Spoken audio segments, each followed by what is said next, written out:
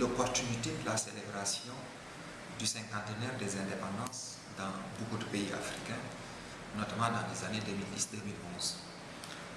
Nous avons constaté que dans beaucoup de pays, la célébration de ce cinquantenaire a été l'occasion de festivités et de beaucoup de folklore. C'est vrai, il y a eu quelques réflexions qui ont été menées ça et là, mais il nous a semblé que on ne pouvait pas simplement se limiter à fêter le cinquantenaire et à faire le bilan des 50 ans d'indépendance de l'Afrique. Il nous a semblé nécessaire, au-delà du bilan qui pouvait être fait, de réfléchir sur l'avenir du continent et surtout de constater que en termes de bilan,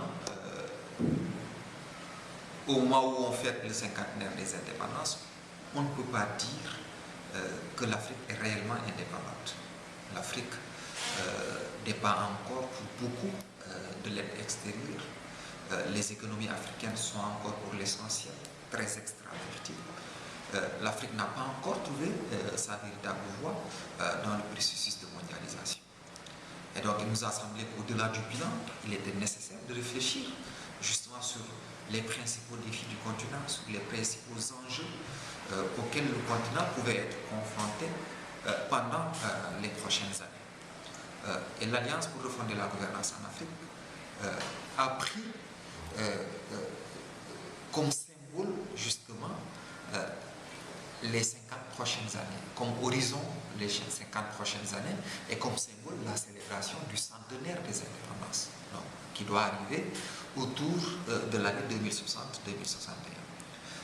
Et nous avons dit que célébrer le cinquantenaire pour nous, c'est réfléchir sur le centenaire et donc voir sur les 50 ans qui viennent quelles sont les conditions que nous devons réaliser, quelles sont les initiatives que nous devons prendre, quels sont les acteurs que nous devons mobiliser pour qu'à l'horizon 2060, l'on puisse dire, au moment de célébrer le centenaire des indépendances, que l'Afrique a véritablement pris son destin en main, que l'Afrique est réellement indépendante et a gagné son autonomie et sa place dans le processus de mondialisation et dans le concert des nations. Mais en fait, en quoi, par exemple, la démarche de l'Alliance est-elle en rupture avec la démarche de l'État par rapport au cinquantenaire? La démarche de l'Alliance est en rupture parce que je pense qu'il y a deux raisons qui pourraient être avancées. La première raison, c'est que c'est une démarche prospective. Ce n'est plus une démarche de bilan centrée sur le passé. C'est vrai, c'est important. Il faut célébrer ceux qui ont une idée pour l'indépendance.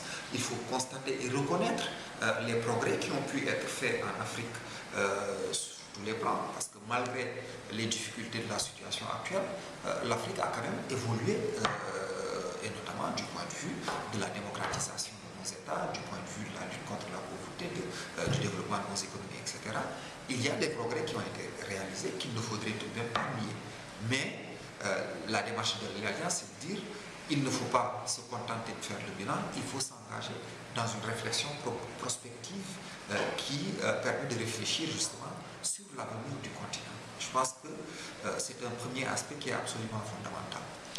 Le deuxième aspect fondamental, la deuxième raison, je pense, qui fait l'originalité de cette démarche, c'est le fait que l'on convie à une réflexion prospective une pluralité d'acteurs venant de milieux socio-professionnels très divers et venant surtout de l'ensemble des régions du continent et de la diaspora et des amis de l'Afrique. Je pense que c'est extrêmement important parce que l'Alliance a toujours estimé que la réflexion sur les problèmes du continent doit être une réflexion multi-acteurs qui associe à la fois les acteurs étatiques, les acteurs institutionnels, qu'il s'agisse de l'État, qu'il s'agisse des collectivités territoriales dans les États, qu'il s'agisse des institutions d'intégration régionale, qu'il s'agisse des acteurs de la coopération au développement qui représentent des États partenaires de l'Afrique. Mais au-delà de ces acteurs institutionnels et étatiques, publics, nous pensons qu'il faut associer à la réflexion tous les autres acteurs sociaux et tous les acteurs économiques.